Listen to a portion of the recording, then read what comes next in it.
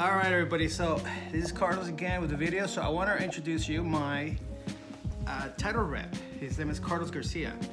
So he's a good friend of mine, and he's one of my servicers. So for every transaction, we need escrow, we need title, besides agents, right? And this is something that like Zillow and Truly and those companies never advertise or never talk about. So then it's important. It's important for the consumer. So I wanted to bring him on board because he's the one that clears our titles before we can close escrow. But in order to clear title, other things have to happen. So Carlos, yes, what is the number one thing you run into when trying to clear title during our escrow process? So what we run in is we require to give full title insurance, what's called a statement of information from each seller, or sellers in some cases. And we require the statement of information be filled out. This way we can run the seller's full statement of information to make sure that there's no liens and or judgments before the new buyer acquires a property. So it's important to get that to the title insurance company as soon as possible. This way we can abstract the file, and if there's any issues at that point in time, we can address them in a timely manner. So I think that's one of the hugest obstacles that we run into as a title company, running that statement of information. So what happens when you run into a for sale by owner that it's to find their own buyer and now they're putting a deal together? Are you still able to make that work with them, or is it possible that they're closing with that title insurance? Is that even, I don't know if it's possible, I mean, but nowadays I've seen a lot of weird things. Yeah, I mean, it's definitely a possibility you close out a transaction without title insurance, but as your biggest investment in, I would say, at that point in time in your life, you definitely want to be insured and want to make sure that the previous owner has all property taxes paid, that there's no encroachments on the property, no IRS, no tax liens, things of that nature. You very want to be very aware, very cautious about, because you don't want to be responsible for another individual's debt. That's basically Great, got it. What title insurance helps you guys out with. That's great. So thank you for clarifying. One thing I run to a lot, and this is part of my preparation when I'm gonna go see a seller. I see the chain of transactions, the chain of title, and the changes they've made. So can you talk about a little bit about the obstacle when you have, let's say they bought a property 10 years ago, and in the last 10 years they've either added a wife, they've removed the wife from title, they added a son or a family member, or they did some kind of a side transfer. How can we cure that, and what's the effect during that time before selling that could have an effect on the title or the seller, if any? I hope I'm being clear on my question. Yes, you've been very clear. So that's a common thing that happens in our business. I mean, our nature, we transfer our property to a nephew, a niece, a cousin, an aunt, uncle, grandma, and we're out of the picture. We move to Texas, move out of state, move out of the country, and let's say we pass the property to our grandmother. At that point, our grandmother tries to sell the property.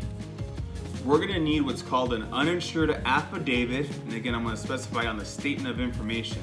So uninsured affidavit and a statement of information in order for us to insure title. Now, the easiest way to look on this is that you definitely want to think about, when you transfer the property, is the person I'm transferring the property have any liens or judgments? Or do I have liens or judgments before I pass it to my grandmother? And whenever you transfer the property without title insurance, if there's no title insurance, you definitely get that uninsured affidavit requirement. And that requirement is to ensure that the person was in the right state of mind and they want to give up their interest in the property.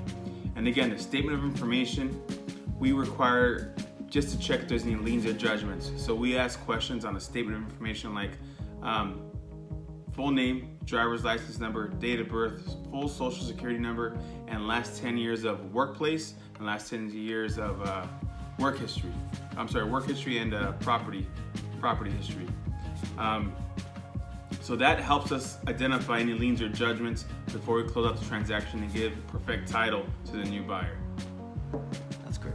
Thanks for clarifying that. All right, so then in this statement of information, there's something I often joke around with my clients, because there's so many in our community. There's so many Jose's and Juan and Francisco or Marias, and so I often times joke with my clients, okay, so look, when we do this statement of information, you know, if there's something that we don't know, like child support somewhere that we don't know about, we need to know now. So it's just a joke, I get it. However, the question is, as things come up on the statement of information, like tax liens, you know, child support, in some cases I've seen it. There's different areas, mechanical liens sometimes come up, judgments come up, you know. I had ones that had a Board of Equalization licensing judgment come up on that too. I've had that a few times too for business owners. So then how do we, if it comes up on your statement of information, then how do we cure that? Is it possible even? Yes, absolutely. It's Now, just to be clear, I don't want to ask legal questions, of course, because I've had a few cases that ended up hiring an attorney and then clearing that up on the legal side. And of course, we're not CPAs either, so we can't give legal advice or accounting advice. But for title purposes, right? So I don't know what you could add to this. So for title purposes, we work hand in hand with the escrow company. So at this point, we would ask the escrow company on the seller's behalf to order what's called a demand. A demand is basically a receipt or how much is due at this point in time before we close out the transaction. So we would order a demand and then we would pay that lien and or judgment before we close escrow or at the time of closing the escrow. So that would definitely remedy any of those issues. Okay, cool. So I've had before where there was an issue where there was a secondary loan and it got overlooked. So how do we ensure that second, sometimes there's third loans, there's fourth loans, there's private beneficiaries. As a title insurance in our transaction, how do we ensure that, you know, we don't, you know, we don't fall into this realm of where we missed the loan or a payee of someone else? You know, I don't know if I'm being clear on my question, but I've had that experience, and sometimes in the old times before 2008, oftentimes we always had two loans at the time, but oftentimes we had private beneficiaries, third loans, private loans, that kind of thing. And so just want to make sure if we could elaborate a little bit on how do we clear title and still protect our sellers so that all loans are paid off. So as a title insurance company in a whole, I'm not going to speak about companies, but as a whole, if for whatever reason the title company does miss a second, a third, a loan, a lien, a judgment, our job as a title company is to keep a homeowner in their home. So at that point in time, it would be our job to definitely protect the homeowner. Home ownership is our main concern for the homeowner. So then we would be responsible to pay off that second, that third, that lien from the previous owner. So again, title insurance company pride on home ownership for the homeowners. And you can rest assured that's the only way to insure your title or your property is with title insurance. Okay, great.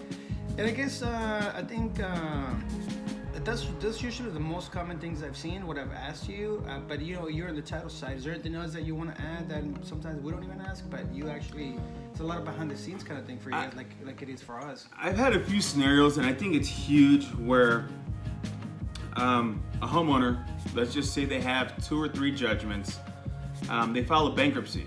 They do a bankruptcy, and they proceed with the bankruptcy. They close out their bankruptcy, but what happens is they include these 3 judgments, 2 judgments, whatever amount of judgments you file into your bankruptcy, and the attorney doesn't file what's called an order to avoid lien.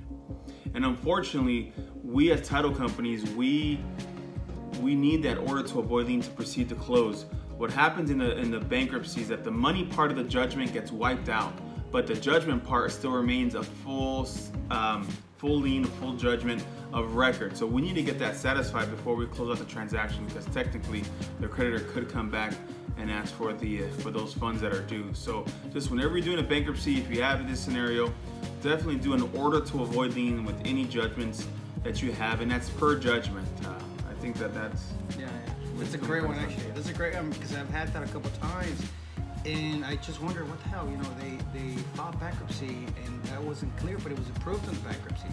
And so that's a great point. Thank you for sharing that. All right, cool. All right, so everybody, you can get this video on my regular email, and I'll put it on social media also. Any questions, give me a call. As always, 323-855-9331.